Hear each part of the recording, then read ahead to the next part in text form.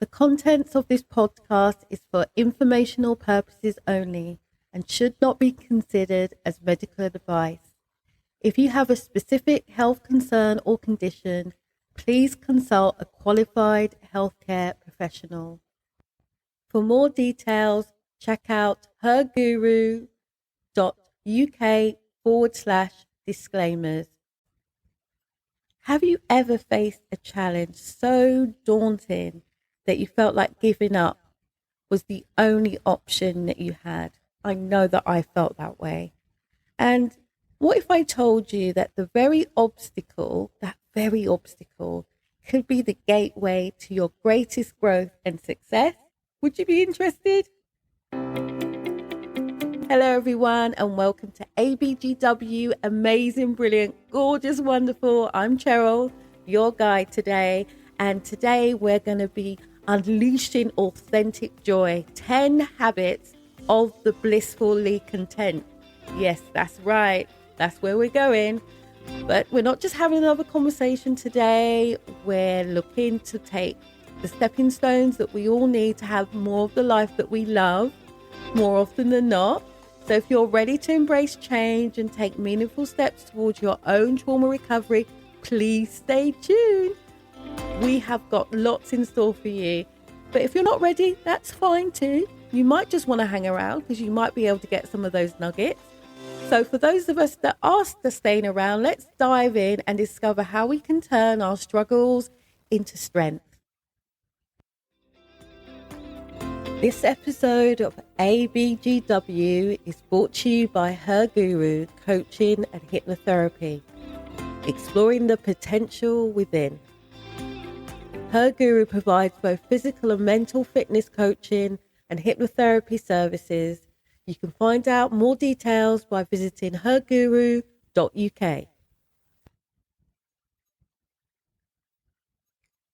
Cultivating optimism. So our first stop is the land of optimism. You know, sometimes you can face challenges in life that seem impossible. I know I have had many challenges in life. But what I try to do is focus on positive outcomes. So I will even make a list of creative, positive outcomes, even ones that seem really far-fetched, because I've realized that optimism is such a game changer. And it's not just about seeing the glass half full. Of course it's not. It's about seeing it full, even when it's tempting to see it as half empty. And optimists not only enjoy a sunnier side of life, that sunnier outlook on life, but they often, if you haven't noticed, enjoy better health too. And you know, there was a time when I was facing a really challenging time at work, and I know that I was spiraling into worry, and I can't remember what happened, but I remember seeing something, and it's like it just kind of reset the dial, and I chose to start believing that things would work out. And guess what? They did. And it taught me the power of positive thinking and how it was much more useful to me than thinking about the other stuff, about thinking how things weren't going to work out. Now, what I would say is that, and I don't know the definition of an optimist, but what I do know is that optimists tend to live longer. They tend to have happier minds, which often leads to happier and healthier bodies. And I also know that they're a lot more pragmatic about life. So if being an optimism means that I'm more pragmatic about what I can and can't do, what I can and can't strive for, what is more possible for me, and how the palace of possibilities is within my reach, I am definitely signing up to being an optimist. Practicing altruism. Now, altruism is our next gem. And you already know from your own experiences that helping others has its own rewards. at this time of my life, I'm really proud of the fact that I have been a mentor for several years, that I've helped loads of people, loads more people than I can imagine listing now, not just informal mentoring sessions, but informal sessions as well. And I remember this particular charity that I started working for a few years ago, helping younger people and young adults, and discovering the joy it's given me and how amazing, truly amazing it has been. The light that I feel within me, I even just thinking about it now, I can't even get the words out. Just thinking about the warmth, that warm light that I feel, and how amazing it is when I see other people light up, the fact that I've helped them to light up their world. And to me, it's a bit like that the beautiful cycle of kindness in the film, Pay It Forward. The small acts that we give get bigger and bigger and bigger and have such a big impact in our lives, in all areas of our lives. And it changes our thinking without even that being the aim. So the smiles I remember receiving when I've helped people, when I see the lights go on in their lives, it's incredible how giving others just has filled my own heart. So I would invite you to, if you haven't seen that film already, Pay It Forward, because I believe that kindness sparks the chain reaction of goodwill. And when we give our time, our money, our resources, we get that chain reaction of goodness and kindness in our lives. And it's easy when you do these things to have the benefits, isn't it? Next is embracing gratitude. Now, gratitude is, to me, it's such a simple yet powerful habit. And I remember starting a few years ago, noting down things that I'm grateful for each morning. And it's been transformational, especially a few years ago when I got glandular fever. And I just found that my whole body, it's like it just became old overnight. And I remember in particular, my big toe, my right big toe. And I remember waking up in the morning and, that period when you realize that you're awake, but you're not quite awake yet, but you definitely know you're not asleep. Just using that period to wiggle that big toe. And I remember how just that very act, that one act of wiggling my big toe and it actually moving without hurting and without strain has just been transformational in me just appreciating the now and the wonder that we often overlook in our lives, the very fact that I'm able to move my big toe. So what am I talking about here? I'm talking about the fact that we overlook so much that we should be grateful for. And even though I started my journal as a gratitude journal many years ago, and I use journaling now for all sorts of things that are useful to me, I would invite you to think about writing down just 3 things that you are grateful for every day, because I know it will make a world of difference. So, embracing gratitude, I know that if you look out in the world today and you look at most people, they're not grateful for their lives. They see that the efforts that they have, or more importantly, things that they have come to them purely because of their own selfish actions. But what I'd invite you to do is maybe just switch it around a little bit in your mind and embrace gratitude and be grateful for what you have, because many people do not have that. Many people do not have family that they can hold close to them. Many people do not have friends who are loyal and kind to them. And many people do not even have the security of the roof over their head. So, whatever your situation, even though it may seem precarious at times, be grateful. That's what I would invite you to invite into your life today. Looking forward to something exciting. Oh my goodness. Oh, I have a jar. I have like a penny jar that I put stuff in all the time when, I've been to the shops and I've got a few pennies left over. Because to me, having something to look forward to is like a beacon of joy. And what I do with my penny jar is that I will put the pennies in, and then come summertime, when it's starting to get light, both in the morning and the evening, I will start booking shows and concerts and concertos and operas, and I will fill my summer diary, sometimes to my detriment of my health because I'm so exhausted. But to me, just the thought of having something to look forward to is so cool. I remember my friend who was so worried about the art that she was doing. But I remember how excited she was when she booked her first upcoming art exhibition. And I remember her physically jumping up and down because the anticipation of it was half the fun.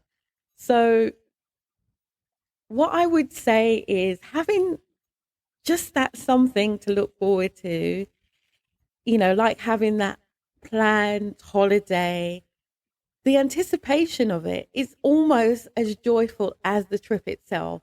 So whether you're planning a trip to Italy, lovely Italy, I would like you to share what you are looking forward to doing in the days and weeks ahead, because I know that when I plan to do anything, it's like falling forward. It's like that feeling of knowing that, how can I put it? It's when I say falling forward, it's almost like that focus creation cycle.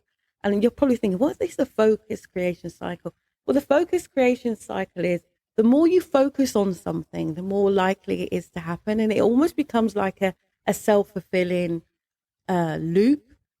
So that's why I think having something to look forward to allows you to put good stuff into that focus cycle. Because the more you focus on it, the more positive things that will happen. And then you'll get more evidence of those things happening. And then that evidence gets feedback into the loop again. And you just go round and round and round. And everyone thinks you're completely nutty because you're just getting more and more of the things that you're focusing on. And to me, it's much more empowering putting positive stuff in there, stuff that's going to help you achieve the things that you want so that you are more happy and content in your life. So yeah, let's start filling that sausage maker with really positive, creative stuff that not only helps with the gratitude, but helps us to focus on things that we're excited about.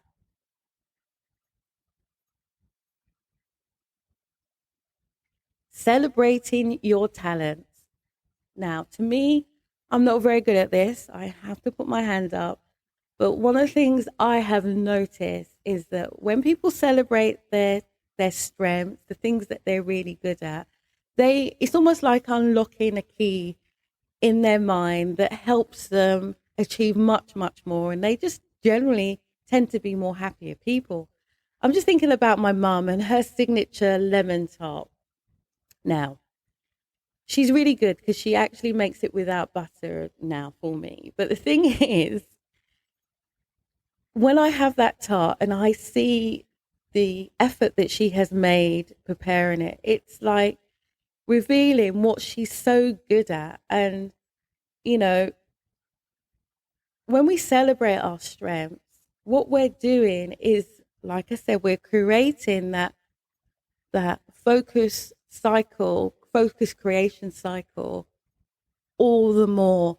And we tend then to focus on other things that we're good at, and we're then willing to stretch ourselves beyond what we think we're capable of. And then what we do, we escape all the negative things that are holding us back. so that we have more empowerment and we have more emotional healing. So let's start celebrating your talents, whatever they are, and just focus more on doing those kind of things that will give you the joy, that beautiful joy, that warm feeling that's inside when you celebrate what you're good at.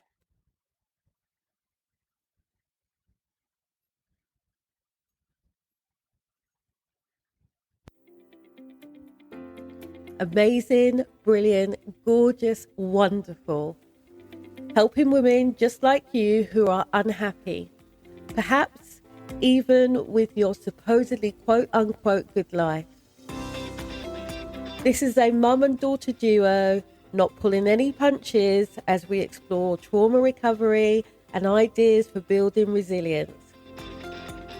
So you work smarter and definitely not harder to create a transformational life, a life you love more often than not.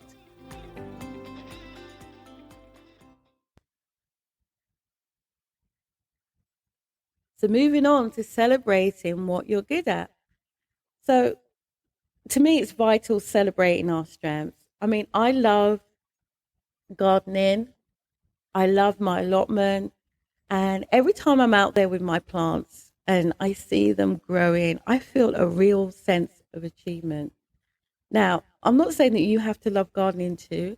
And it's interesting because even though I do love gardening, I'm not very friendly with the bees and the other insects. I have to, when I'm gardening, I can't even believe I'm admitting this.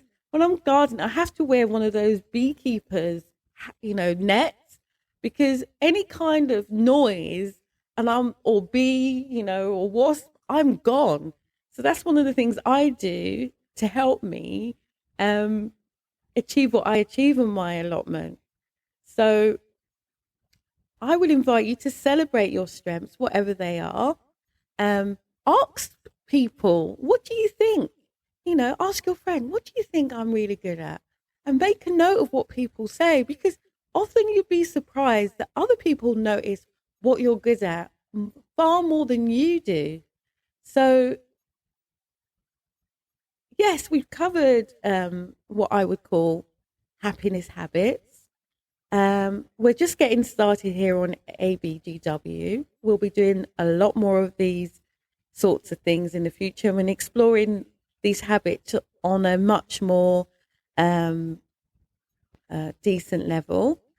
So let's move on to what I would call building resilience, because life is always throwing you curveballs. And I remember a few years ago, it was just after the pandemic, and I remember feeling tired, and I remember waking up one morning literally not able to move. I thought I was having a stroke. I mean, I was scared, I'm not going to lie. And my partner took me to A&E and they did some tests, and, they didn't see that anything was initially wrong. And I remember going to my doctor and my doctor carrying out some blood tests, because they don't do that in hospital now. They sort of patch you up and let you out. And you have to go to your GP, which is what I did. But I remember my doctor doing some blood tests and me finding out I had glandular fever. And it was like, whoa, at my age, glandular fever? And it kind of explained why I was feeling so rotten for such a long time, and I couldn't explain it. But so life does throw you curveballs. But to me, it's about facing them head on and acknowledging your strengths and using that time to reflect on what's happened to you, of course, but also to put it in perspective, and about rising every time that we fall stronger and wiser. A bit like in the film The Dark Knight, when Bruce Wayne has those flashbacks to when he fell down the well and was surrounded by the bats. And I remember what his dad saying to him as he recalled those situations about what happens when we fall and why it's important that when we fall, we rise. And that's what I would invite you to do. Use everything that ever happened to you in your past as a means of rising. It kind of reminds me of a situation that I had way back when I was 11. And the experiences that I had at the time made me feel as if I was dumb. And I knew I wasn't dumb, but at 11 years old, you don't have the language or the maturity to be able to articulate your thoughts and your feelings. Well, maybe you did, but I didn't. And I remember, as I recall that situation now, I use that situation as a resource. And one of the things I often do when I do hypnotherapy and I ask people, I'll sit in the hypnotherapy session myself, is I will go back and I will visit my 11-year-old Cheryl, and we will have a conversation and we will have a laugh about that situation. And I will be there with my 11-year-old self cracking up about that situation and how that situation is now a resource to me.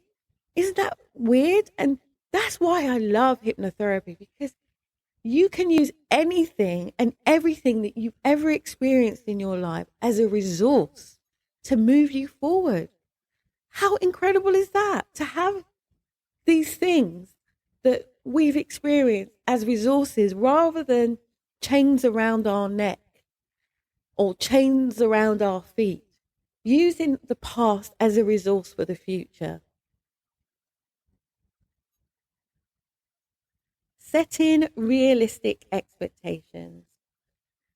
So I admit balancing expectations can be tricky, and I often used to aim too high a lot of the time and then feel completely overwhelmed.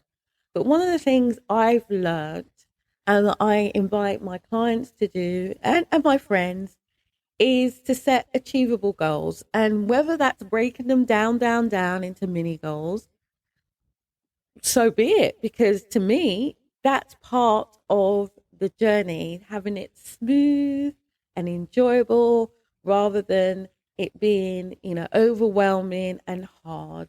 And it kind of reminds me of that journey, that heartfelt journey in the pursuit of happiness, the ambition, yet, Will Smith being grounded in the reality of the situation is. So I would invite you to reflect on any recent challenges that you've had, that you've overcome, and remind yourself that your resilience is shining through in those things that you have overcome. So take a moment now, if it's safe to do so where you are. Take a moment to relax and think back about anything that you know that you have achieved. Maybe it might be like me, doing a half marathon for the first time, and just reminding yourself just how much strength, both physical, mental, emotional, and psychological strength it took you to overcome that thing. And just think of two ways that you could use that experience to propel you to your future successes.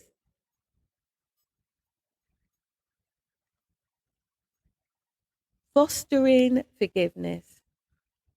Oh boy, here we go. Tough, but such a liberating habit. Imparting that beautiful gift of forgiveness. I mean, a few years ago, I had to forgive a longtime friend, and it felt like releasing a really heavy burden. And the thing is, if I'm honest, I don't even think I realized that until that time, just how much I had been carrying around.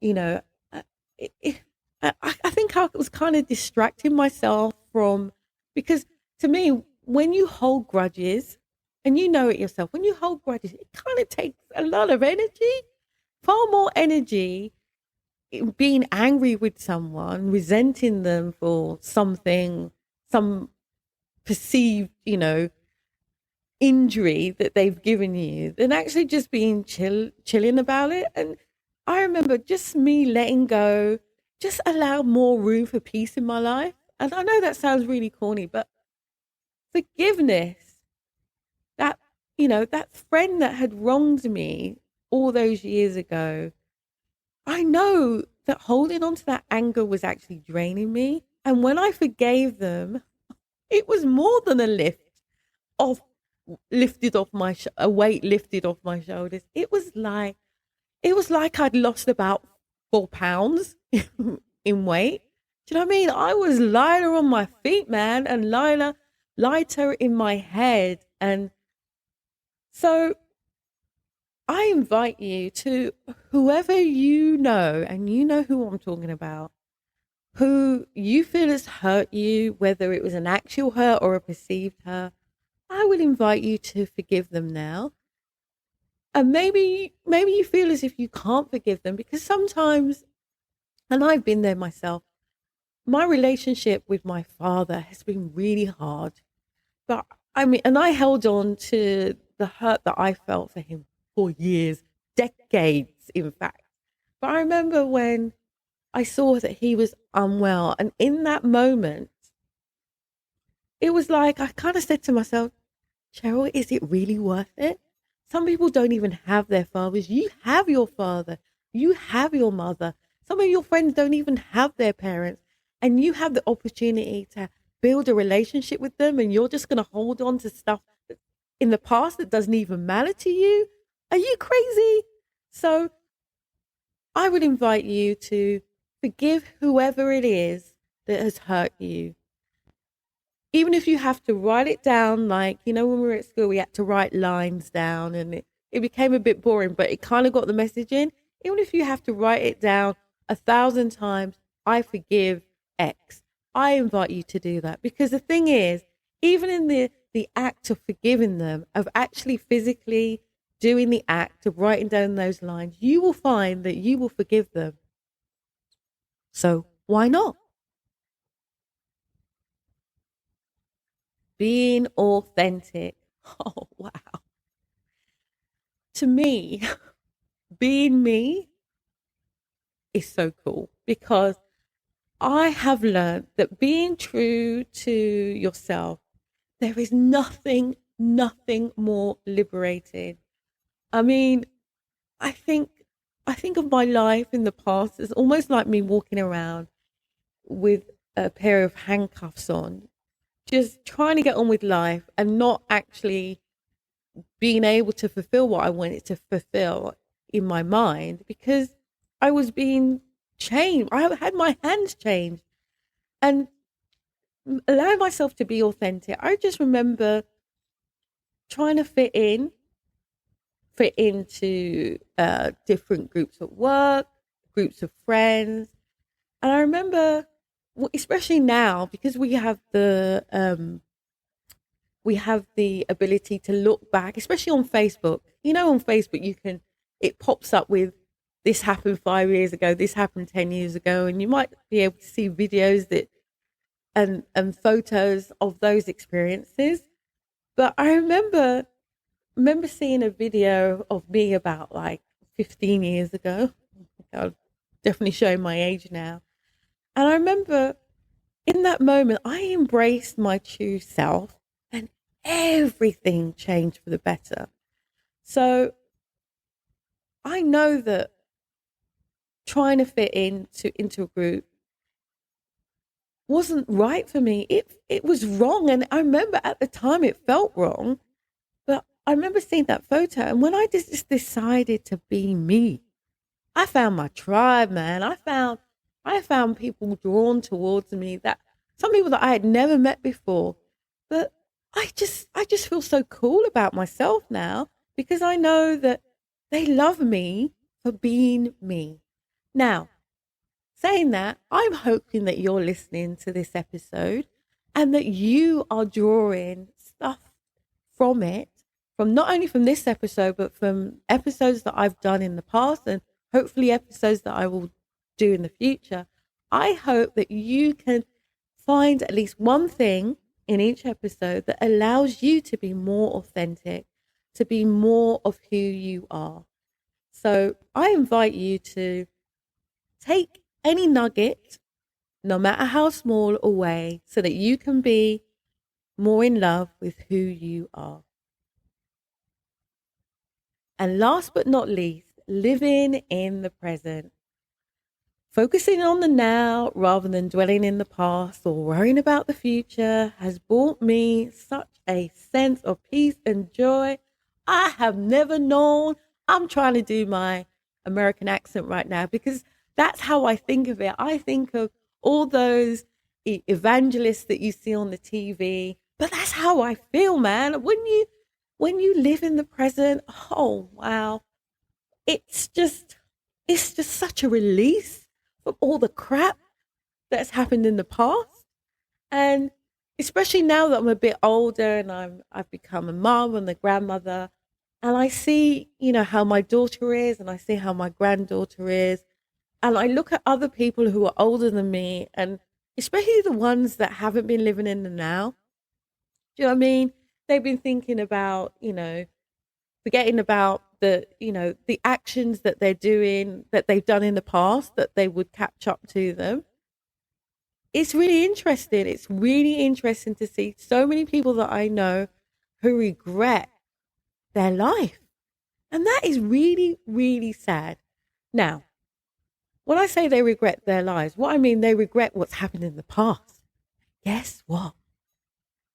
If they're interested in living a more authentic life, I invite them to live in the present, because we now have the ability to have that sense of peace, a sense of joy, a sense of empowerment that will not only help us in this present moment, but to enjoy the time that we have left.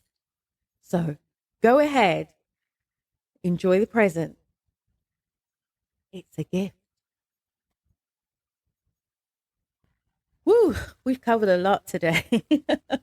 But I hope you've had a few laughs. Maybe you've shed a few tears, but most importantly, I think we've been embracing the incredible power that our resilience that we have, that resides in all of us. And I would invite you to remember that every challenge that you face is not a dead end. It's just another stepping stone to greater heights. I'm Cheryl, and it's been my absolute pleasure in guiding you today on this journey. So I would invite you to keep pushing forward, keep shining bright, and never forget that what lies within you is, well, actually, it's an unstoppable force. So,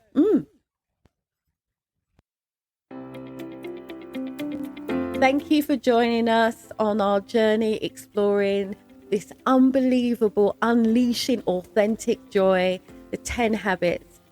I hope you've enjoyed this episode, and I hope it's helped you look at ways of creating a life that you love more often than not.